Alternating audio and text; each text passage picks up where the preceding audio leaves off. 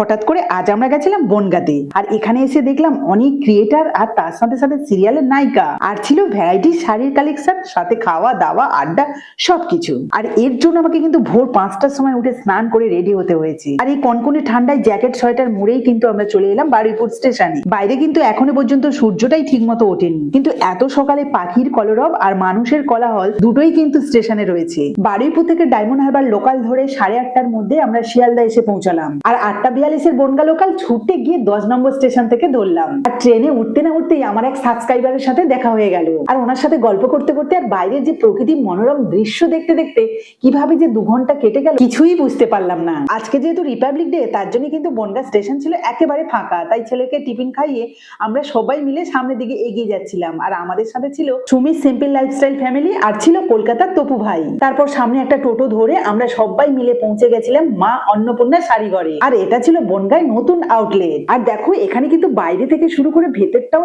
দারুণ ভাবে সাজানো ছিল, আর সুন্দর জায়গা দেখেই দুজনেই কিন্তু একটা ছবি তুলে নিলাম। তারপর দেখলাম একের পর এক সবাই চলে এলো, বিশেষ করে তো সৌমেনদার ফ্যামিলির সবাইকে এখানে দেখতে পেলাম। সবার সাথে পরিচয় হয়ে ভীষণ ভালো লাগলো, আর বিশেষ করে সৌমেনদার বাবা মা ছিল ভীষণ ভালো মানুষ। কি খাচ্ছ তুমি?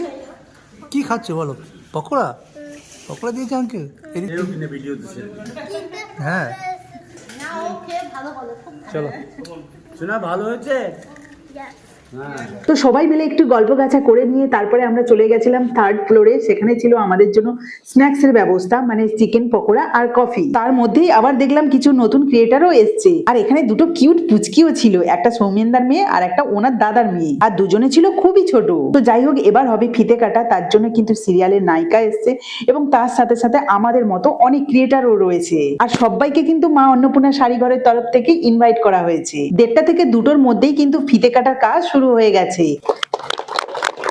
এখানে সৌমেনদার মা আর বাবাই ফিতেটা কাটলো, আর আমাদের সবার তরফ থেকে সৌমেনদাকে জানাই কনগ্রাচুলেশন বনগাবাসীদের জন্য এত সুন্দর একটা আউটলেট ওপেন করার জন্য। তো যাই হোক, এবার আমাদের মেন কাজ নতুন নতুন শাড়ি দেখানো। বনগাতে নতুন আউটলেট ওপেন হয়ে গেল, আর এখানে তো দারুণ দারুণ কালেকশন রয়েছে, সবগুলোই দেখবো এবং তোমাদের সাথেও শেয়ার করব, সঙ্গে থেকো।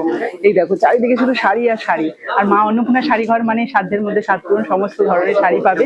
আমরা চলে এসেছি, তোমরাও চলে আসো, এখানে কিন্তু দারুণ কালেকশন পাবে। দেখো তো কেমন লাগছে। এটা কাঁথা স্টিচের সুন্দর কিন্তু এই যে কাজটা রয়েছে, হ্যান্ডলুমের, এটা একদম হালকার উপরে।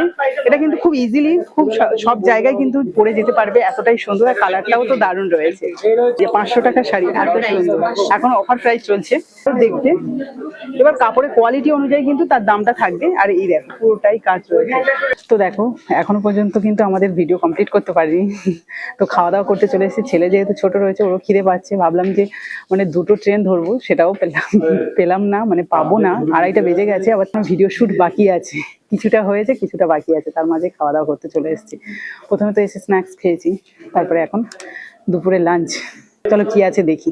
তো দেখো আমাদের থালিতে প্রথমে ছিল লেবু, আর তারপরে ছিল কিন্তু ডিমের টেবিল, আর এটা খাওয়ার জন্য ছিল টমেটো কেচাপ, আর এটা ছিল দারুণ টেস্টি এবং মুচমুচে। আর হ্যাঁ, এই লাঞ্চটা কিন্তু আমরা সবাই মিলে একসাথে করেছিলাম। তো যাই হোক, ডিমের টেবিলটা খাওয়ার পরেই চলে এসেছিল গরম গরম ভাত, ঝুড়ো আলু ভাজা, আর তার সাথে সবজি ডাল। আর গন্ধরাজ লেবুর সাথে এরকম যদি সবজি ডাল থাকে, বাঙালিদের আর কি চাই। এখানেই অর্ধেকটা পেট ভরিয়ে নিয়েছিলাম, আর বাকি অর্ধেকটা সর্ষে কাতলা, চিকেন কষা, চাটনি, পাঁপড় আর মিষ্টি দিয়ে ভরিয়ে নিলাম। এইমাত্র দুপুরে লাঞ্চ করলাম, আর এই যে আইসক্রিমটা লাস্টে দিয়েছে সেটা কিন্তু আবার চলে এসেছি। যেহেতু আমাদের ভিডিও শুট বাকি আছে, সেটা করব, তবে তার আগে একটু আইসক্রিম খেয়ে ঠান্ডা হচ্ছে। খাওয়া দাওয়া ছিল দারুণ। ভিডিও শুট হয়ে গেছে, আর এই যে বিভিন্ন ধরনের শাড়িগুলো দেখেছি চারিদিকে কিন্তু পড়ে রয়েছে হিউজ পরিমাণে। আর ওই দিদিদের আজকে প্রচুর কাটুনি, কারণ আমরা এসে সব মানে অগোছালো করে দিয়েছি। তো যাই হোক, এই শাড়িটা কিন্তু ভীষণ সুন্দর এবং ইউনিক, তাই আমি একটু পরে দেখছি আর তোমাদেরও দেখাচ্ছি। দেখো কতটা সুন্দর শাড়িটা। তো মোটামুটি কাজ কমপ্লিট করার পর 5:30টার বনগা লোকাল ধরে আমরা কিন্তু বাড়ি ফিরেছিলাম। তো আজকে ভিডিওটা এই পর্যন্ত। তোমাদের কেমন লাগলো অবশ্যই কিন্তু একটা কমেন্ট করে দিও।